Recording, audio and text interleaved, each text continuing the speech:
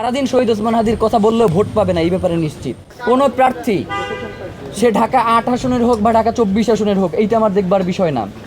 শহীদ ওসমান হাদিকে শুধুমাত্র ইনকিলাব মঞ্চ ধারণ করবে এইটা আমরা বিশ্বাস করি না, কিন্তু শহীদ ওসমান হাদিকে ধারণ করতে গিয়ে তার আদর্শকে যদি কোনোভাবে ভুল ভ্রান্তির মধ্যে দিয়ে নিয়ে যাওয়ার চেষ্টা করে, সেখানে অবশ্যই ইনকিলাব মঞ্চের দ্বিমত রয়েছে। এবং আপনারা প্রত্যেকে আপনাদের জায়গা থেকে, আমরা শুধু বললেই হবে না, আপনারাও আপনাদের জায়গা থেকে মানুষের চোখ মুখ দেখলেই বুঝবেন যে কে শহীদ ওসমান হাদির কথা বলছে আর কে শহীদ ওসমান হাদিকে ধারণ করছে। যার কারণে এই পুরো ব্যাপারটাকেই আমরা জনগণের হাতে ছেড়ে দিলাম, যে কে শহীদ ওসমান হাদিকে ধারণ করে ভোটের মাঠে নামছে আর কে শহীদ ওসমান হাদিকে বিক্রি করবার জন্য ভোটের মাঠে নামছে, সেইটা বেছে নেওয়ার দায়িত্ব আপনাদের।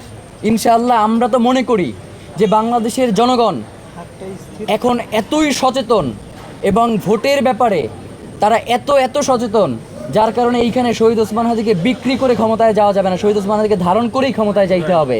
যার কারণে সারাদিন শহীদ ওসমান হাদির কথা বললেও ভোট পাবে না, এই ব্যাপারে নিশ্চিত।